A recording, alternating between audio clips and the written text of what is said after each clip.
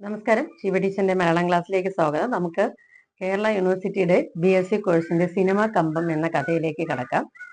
നമ്മുടെ പ്രശസ്ത കഥാകാരനായ മലയാളത്തിന്റെ പച്ചമണ്ണിന്റെ മണമുള്ള കഥകളുടെ എഴുത്തുകാരനായ P. സക്കറിയയുടെ സിനിമ കമ്പം എന്ന കഥയാണ് BSc കോഴ്സിന് പഠിക്കാനുള്ളത്. അപ്പൊ ശരദിന്ദു മലർദീപ നാളം നീട്ടി സുരഭില യാമങ്ങൾ ശ്രുതിമീട്ടി എന്ന ഗാനമാണ് ഈ കഥയുടെ പശ്ചാത്തലമായി നൽകിയിരിക്കുന്നത്. അപ്പൊ ഒരു കാലത്തെ മനുഷ്യരുടെ അല്ലെങ്കിൽ ഒരു കാലത്തെ യുവതയുടെ വിഷാദത്തിന്റെയും കാമുക ഹൃദയത്തിന്റെയും ചിത്രമായ വേണു നാഗവള്ളിയും ശോഭയുമാണിത് അഭിനയിക്കുന്നത്, ഈ ഗാനരംഗം അഭിനയിക്കുന്നത്. അപ്പൊ ഈ സിനിമ പാട്ടിന്റെ ചിത്രീകരണം വളരെ വ്യക്തമായി ആദ്യ ഭാഗത്ത് രേഖപ്പെടുത്തിയിട്ടുണ്ട്. അപ്പൊ ശോഭ ഈ ശരദിന്ദു മലർദീപ നാളം നീട്ടി എന്ന പാട്ട് പാടുമ്പോൾ വളരെ വികാര തീവ്രതയോടെ വേണു നാഗവള്ളിയെ തിരിഞ്ഞു നോക്കുന്ന രംഗമുണ്ടെന്ന് പറയും. അപ്പൊ അടുത്ത ദൃശ്യത്തിൽ വെയിലിൽ ക്യാമറയ്ക്ക് പുറം തിരിഞ്ഞുകൊണ്ടൊരു കടലാസിൽ നോക്കിയാണ് അവര് പാടുന്നത്. അപ്പൊ ഇതെല്ലാം ഈ ഷൂട്ടിംഗ് എല്ലാം ഈ സിനിമയിലെ കഥാനായകൻ നിന്ന് കാണുകയാണ്. ഇനി അത് ആ പാട്ട് വേണു ഏറ്റുപാടുമ്പോൾ അവർ അത്ഭുതത്തോടെ നോക്കുന്നു. പിന്നീട് അടുത്ത് കാണുന്നത് ഇതെല്ലാം നേരിട്ട് സിനിമ ഷൂട്ടിംഗ് സമയത്ത് കഥാനായകൻ കാണുകയാണ്. പാടിക്കൊണ്ട് അദ്ദേഹം ശോഭയുടെ അടുത്തേക്ക് പോകുന്നു. അപ്പൊ ശോഭ ലജ്ജിച്ച് പുഞ്ചിരിച്ച് വേണു നാഗവള്ളിയെ നോക്കി നിൽക്കുന്നു. അപ്പൊ വളരെ സ്നേഹം കാംക്ഷിക്കുന്ന ഭംഗിയുള്ള ഒരു പെൺകുട്ടിയുടെ മുഖമാണ് ശോഭയുടേത്. വളരെ പ്രണയാർദ്രമാണ് ആ സമയത്ത് വേണു നാഗവള്ളിയുടെ കണ്ണുകളും മുഖങ്ങളും. അദ്ദേഹം ശോഭയെ വളരെ വികാര തീവ്രമായി നോക്കുന്നു. അപ്പൊ അവര് മുന്നോട്ട് നടക്കുന്നു, വേണു നാഗവള്ളി അനുഗമിക്കുന്നു. അപ്പൊ അവിടുത്തെ ആ ടെറസിന്റെ അരഭിത്തിയിൽ ചാരി നിന്ന് അവര് ഈ വേണു നാഗവള്ളിയെ നോക്കി നിൽക്കുമ്പോൾ ഗാനം വീണ്ടും തുടങ്ങുകയാണ്. ആ ഗാനം വീണ്ടും തുടരുകയാണ്. ഇതുവരെ കാണാത്ത കരയിലേക്കോ ഇനിയൊരു ജന്മത്തിൻ കടവിലേക്കോ. എന്നിട്ട് ആ സമയത്ത് അദ്ദേഹം ശോഭയുടെ മുഖത്തുനിന്ന് കണ്ണെടുക്കുന്നില്ല. ഇതെല്ലാം ഒരു ഡയറക്ടർ പറയുന്ന അനുസരിച്ച് നടീനടന്മാർ അനുസരിക്കുകയാണ്.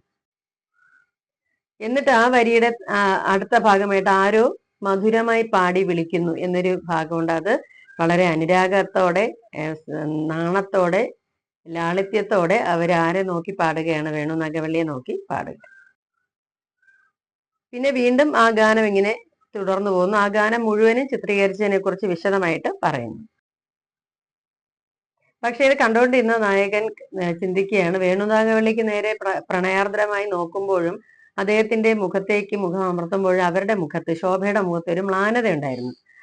എന്തായിരിക്കും ആ ശോഭയുടെ മുഖത്തെ മ്ലാനതയ്ക്ക് കാരണം? അതായത് ഈ ശോഭ വളരെ പ്രസിദ്ധയായ ഒരു നടിയായിരുന്നു. ധാരാളം സിനിമയിൽ അവർ അഭിനയിച്ചിട്ടുണ്ട്. പക്ഷെ അവസാനം അവര് ബാലു മഹേന്ദ്രയുമായിട്ടുള്ള ബന്ധത്തിന്റെ പേരിൽ തൂങ്ങി മരിക്കുകയാണ് ചെയ്യുന്നത്. അപ്പൊ ഈ ഒരു സ്ത്രീയുടെ മുഖത്തൊരു മ്ലാനത ഉള്ളതായിട്ട് കഥാനായകന് തോന്നുന്നുണ്ട്, ആകുലത ഉള്ളതായിട്ട് തോന്നുന്നു.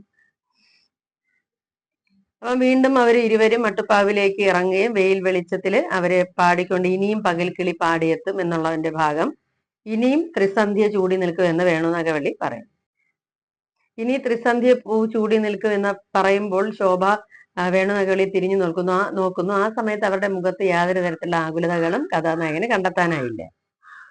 വീണ്ടും ആ പാട്ടിങ്ങനെ അപ്പൊ തുടരുന്നു. അവസാനം കുരവയും പാട്ടുമായി കൂടെ എത്തും ചിറകാർന്ന സ്വപ്നങ്ങൾ നിങ്ങളാണോ എന്ന് പാടുമ്പോൾ വേണുവിന്റെ കണ്ണിലേക്ക് ഉറ്റുനോക്കിക്കൊണ്ട് അവരും ചിറകാർന്ന സ്വപ്നങ്ങൾ നിങ്ങളാരോ എന്ന് പാടുന്നു. അപ്പൊ ഞാൻ എന്ന് പറയുന്ന കഥാനായകൻ രംഗപ്രവേശം ചെയ്യുന്ന എന്റേതൊരു സിനിമാ കമ്പക്കാരന്റെ ജീവിതമാണ്. അപ്പൊ എന്റെ ആനന്ദവും സന്തോഷവും എന്ന് പറഞ്ഞാൽ സിനിമയാണ്. സിനിമ ഷൂട്ടിങ്ങിൽ പോയി നിൽക്കുക, അതിലെ ഒരാളാവുക എന്നൊക്കെ ഉള്ളതാണ് എൻ്റെ ലക്ഷ്യം. അപ്പൊ ഈ ഉൾക്കടൽ എന്ന സിനിമയിലെ പാട്ടാണിത്, 1979. അപ്പൊ അത് ഇറങ്ങുമ്പോഴേക്കും എൻ്റെ ആദ്യത്തെയും അവസാനത്തെയുമായ പ്രണയം തകർന്നു കഴിഞ്ഞിരുന്നു. സിനിമ ഇറങ്ങി തിയേറ്ററിൽ ആളുകൾ കാണുമ്പോൾ കഥാനായകന്റെ അവസ്ഥയാണ്. അദ്ദേഹത്തിന് ആദ്യവും അവസാനമായിട്ട് ഒരു പ്രണയം ഉണ്ടായിരുന്നു. ആ പ്രണയം തകർന്നു കഴിഞ്ഞിരുന്നു. അപ്പൊ ഞാൻ മറ്റൊരു ജീവിതത്തിലേക്ക്, ഞാൻ പട്ടാളത്തിലേക്ക് പോയി. അപ്പൊ അവിടെ എൻ്റെ ജീവിതം ഞാൻ മുമ്പോട്ട് കൊണ്ടുപോവുകയാണ്.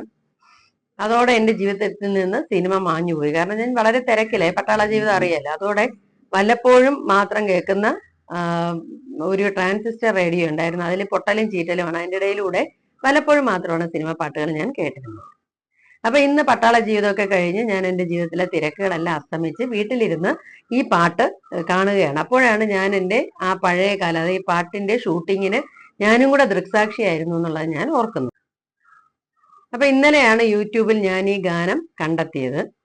ഒരു നിമിഷം കൊണ്ട് എൻ്റെ മനസ്സിലേക്ക് ഈ പാട്ടിന്റെ ഷൂട്ടിങ്ങിന് ഞാൻ നിന്ന് കണ്ട കാര്യം എൻ്റെ മനസ്സിലേക്ക് ഓടി വന്നു.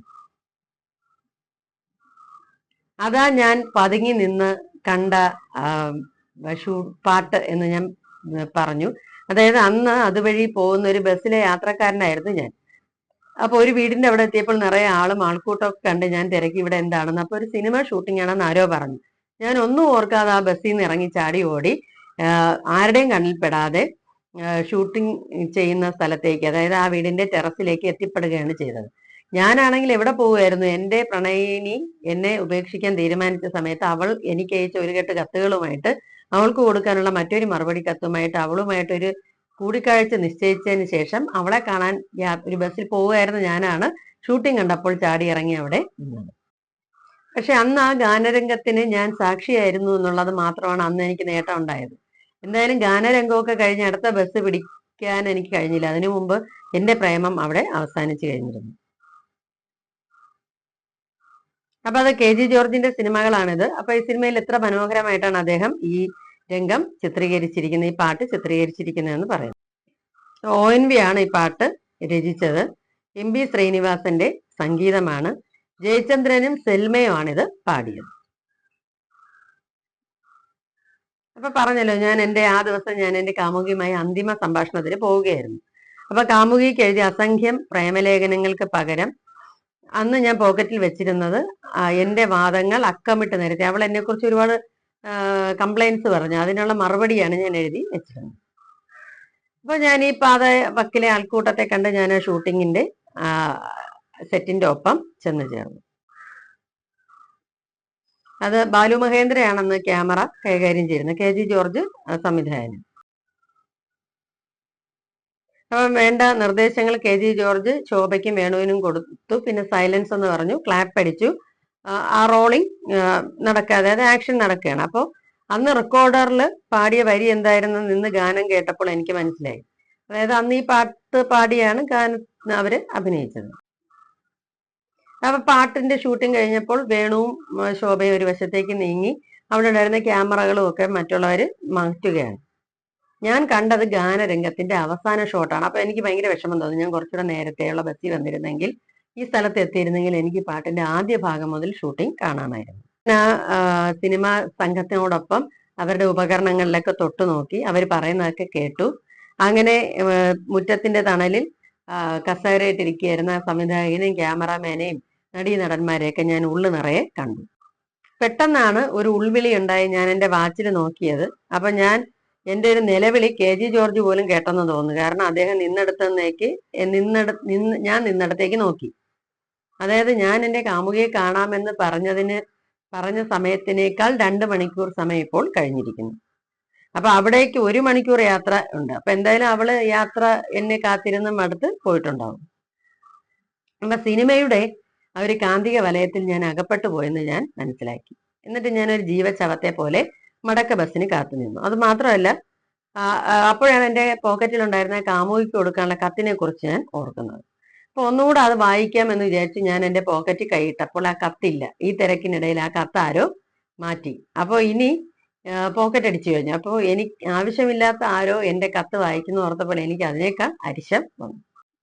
പിന്നീട് എൻ്റെ കാമുകി എനിക്കൊരു എഴുത്തയച്ചു. നിങ്ങൾ അന്ന് കൂടിക്കാഴ്ചയ്ക്ക് വരാതിരുന്നാൽ നന്നായി. എനിക്ക് നിങ്ങളുടെ മുഖം കാണേണ്ടി വന്നില്ലല്ലോ. നിങ്ങളുടെ ആത്മരതി എനിക്ക് താങ്ങാൻ വയ്യ. നിങ്ങളൊരു സെൽഫ് ലവ് ആണ് പിടിച്ച മനുഷ്യനാണ്. നിങ്ങൾ നിങ്ങളെ മാത്രമാണ് സ്നേഹിക്കുന്നത്.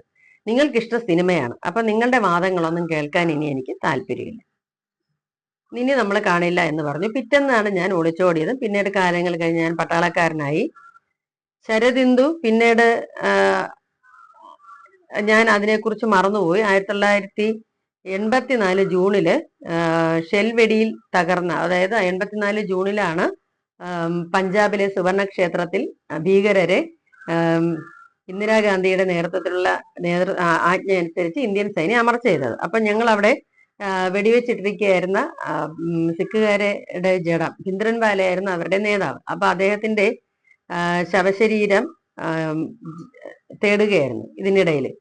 അപ്പൊ വെടിത്തീയിൽ കരിവാളിച്ച് ഇഷ്ടികകളുടെ ഇടയിൽ ഒടിഞ്ഞു മടങ്ങിക്കിടന്ന മെലിഞ്ഞ ശരീരം മേലുദ്യോഗസ്ഥർ ചൂണ്ടിക്കാണിച്ചു തന്നു. അപ്പൊ ഞങ്ങൾ അതിന്റെ കൈകളിൽ പിടിച്ച് അതിനെ ചോരയിൽ തെന്നുന്ന തറയിൽ കിടത്തി. അപ്പൊ ഇന്ദ്രന്മാരുടെ കണ്ണുകൾ ഇങ്ങനെ പകൽക്കിനാവ് കാണുന്ന പോലെ തുറന്നിരിക്കുകയായിരുന്നു. ആ രാത്രി എനിക്ക് ഉറക്കം വന്നില്ല. അപ്പൊ ഞാൻ ഇരുട്ടിലേക്ക് തുറച്ചു നോക്കിക്കൊണ്ട് കട്ടിലിരുന്നു. അപ്പൊ എപ്പോഴും ട്രാൻസിസ്റ്ററിൽ എന്റെ ഞാൻ ഇഷ്ടപ്പെട്ട പാട്ട് ശരദിന്ദു എന്ന പാട്ട് പാടി തുടങ്ങി. അപ്പൊ ഞാൻ ആ റേഡിയോ എടുത്ത് കെട്ടിപ്പിടിച്ചുകൊണ്ട് ഞാനിങ്ങനെ കിടന്നു. അപ്പൊ അത് എന്റെ പ്രണയത്തെയും എന്റെ പഴയ ജീവിതത്തേക്ക് ആ പാട്ട് ഓർമ്മിപ്പിച്ചു. എപ്പോഴോ ഉറക്കത്തിൽ ബിന്ദ്രൻവാലയുടെ തണുത്ത കൈകൾ എന്നെ വന്ന് പിടിച്ചു. അപ്പോഴാണ് ഞാൻ ഞെട്ടി ഉണർന്നത്. വർഷങ്ങൾക്ക് ശേഷം എന്റെ ജീവിതത്തിന്റെ അവസാന ഭാഗത്ത് ഞാൻ യൂട്യൂബിൽ നിന്ന് വീണ്ടും ആ ഗാനം കേൾക്കുകയാണ്. പിന്നീട് ഞാൻ ഓർത്തത് എന്താണെന്നറിയാം, ഈ പാട്ട് കാണാൻ വേണ്ടി ഞാൻ അന്ന് യാത്ര മുടക്കിയത് നന്നായി. കാരണം എന്റെ കാമുകിയുടെ അടുത്ത കത്ത്, അതായത് എനിക്ക് പിന്നീട് ഒരു കത്ത് അയച്ചല്ലോ, നിങ്ങൾ വളരെ സിനിമാ കമ്പം പിടിച്ചവനാണ്, നിങ്ങൾക്ക് എന്നോട് സ്നേഹമില്ല, നിങ്ങൾ നിങ്ങളെ മാത്രമാണ് സ്നേഹിക്കുന്ന ഒരു ആത്മരതിയുടെ ആളാണെന്നൊക്കെ പറഞ്ഞൊരു കത്ത് അയച്ചല്ലോ. അപ്പൊ അങ്ങനെയുള്ള അവളെ പിന്നെ കാണാൻ പോകാതിരുന്നത് നന്നായി എന്ന് അയാൾ ചിന്തിക്കുന്നു. പക്ഷെ എനിക്ക് ആവശ്യമുള്ള ഒരു സമയത്ത്, അതായത് ബിന്ദ്രൻവാലയുടെ ശവശരീരം പിടിച്ച് അവിടെ തറയിൽ കൊണ്ട് കിടത്തിയ ആ ദിവസം രാത്രി എനിക്ക് ഉറക്കം വരാതിരുന്നപ്പോൾ ഈ ഗാനം എന്നെ തേടി വന്നപ്പോൾ എനിക്ക് എന്ത് മനസ്സിന് സന്തോഷമാണ് ഉണ്ടായതെന്ന് കഥാകാരൻ ചിന്തിക്കുന്നു. ജീവിതത്തിൽ പ്രണയം തകർന്നിട്ടും ഞാനിപ്പോൾ എൻ്റെ ജീവിതത്തിന്റെ അവസാന നിമിഷത്തിൽ, അവസാന ഘട്ടത്തിൽ വളരെ സന്തോഷവാനായി ജീവിക്കുന്നു. പക്ഷേ ഈ സിനിമയിൽ അഭിനയിച്ച ശോഭ എന്തുകൊണ്ടാണ് ആത്മഹത്യക്ക് മുതിർന്നത് എന്നുകൂടെ ഞാൻ ചിന്തിക്കുന്നു.